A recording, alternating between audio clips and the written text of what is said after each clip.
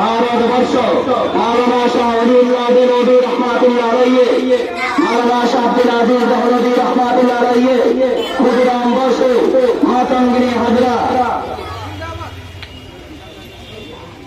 এখন আমাদের স্বাধীনতা সংগ্রামীদের তারা পড়াশোনা হচ্ছে আমাদের মাদ্রাসা, আমাদের মক্তবে ছোট ছোট বাচ্চা। আপনারা সবাই মনোযোগ করে শ্রবণ করবেন। সারে জাহাজ আচ্ছা এই তারা পরিবেশন করবে আমাদের মক্তবের বাচ্চারা।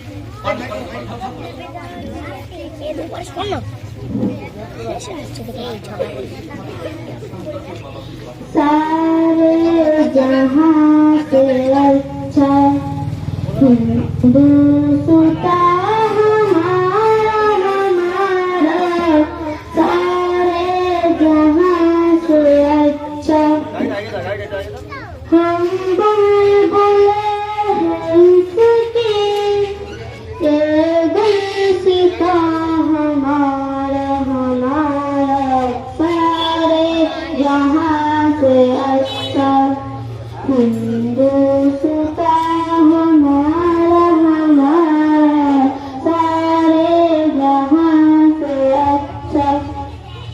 गुर्बत में हो अगर हम, रहता है दिल वतन में, समझो यही हमें अभी, दिल हो जहाँ हमारा हमारा, सारे जहाँ से अच्छा हिंदुस्ता हमारा हमारा, सारे जहाँ से अच्छा।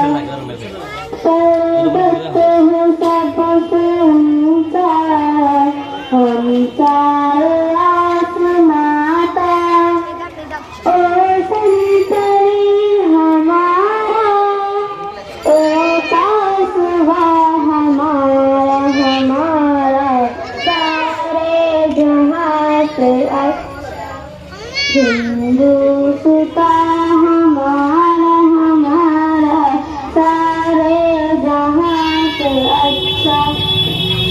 गोदी में खेलती है उठती हजारों नदियाँ, गुलशन जिसके दम से रस के जहाँ हमारा हमारा, सारे जहाँ से अच्छा हिंदुस्ता हमारा हमारा, सारे जहाँ से अच्छा।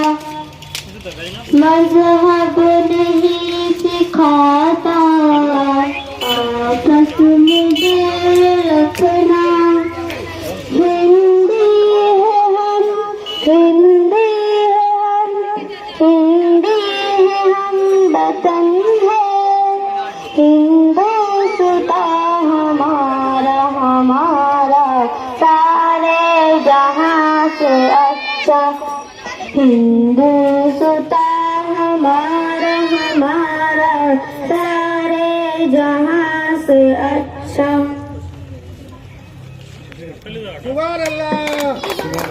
মাশাআল্লাহ আলহামদুলিল্লাহ। আমাদের বাচ্চারা ভারত স্বাধীনতা সংক্রান্তের তারা তারা শোনালেন।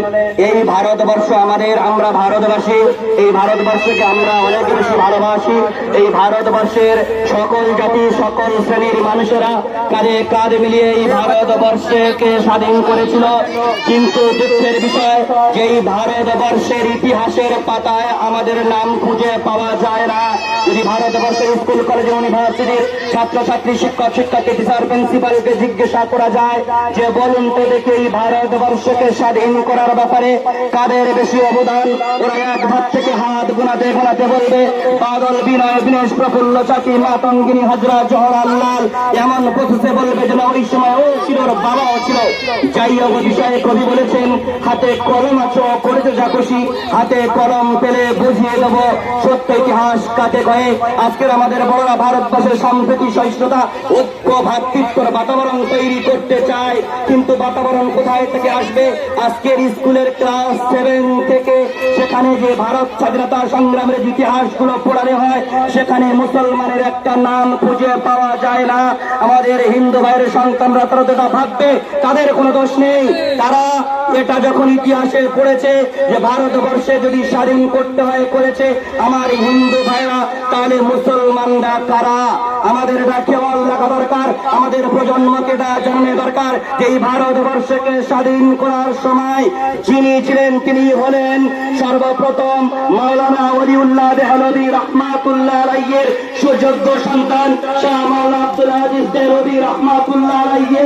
তিনি সর্বপ্রথম ব্রিটিশদের বিরুদ্ধে ঘোষণা করেছেন এটা আমাদেরকে পরাধীন করেছে, এই ভারতবর্ষকে যদি স্বাধীন করতে হয় তাহলে আমাদের হিন্দু, মুসলিম, খ্রিস্টান, ইহুদি, নাসারা ঐক্যের মতো মহাশক্তির বাতাবরণ তৈরি করে এই ভারতবর্ষকে স্বাধীন করতে হবে।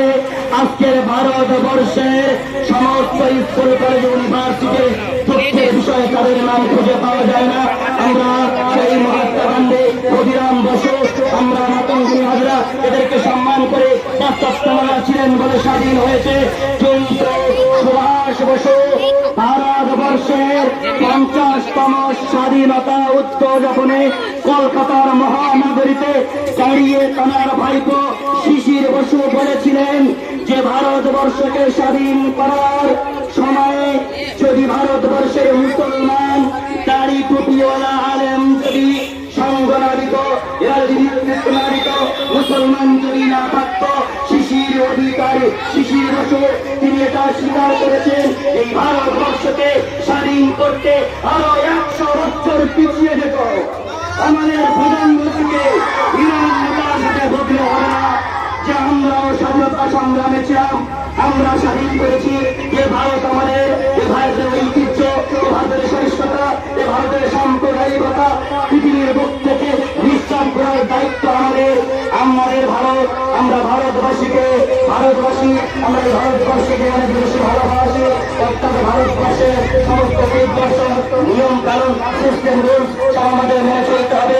সবাই বিলম্ব করবো না, ইতিহাস আমরা অনেকে জানি, জানবো, আমরা শুনতে পারবো।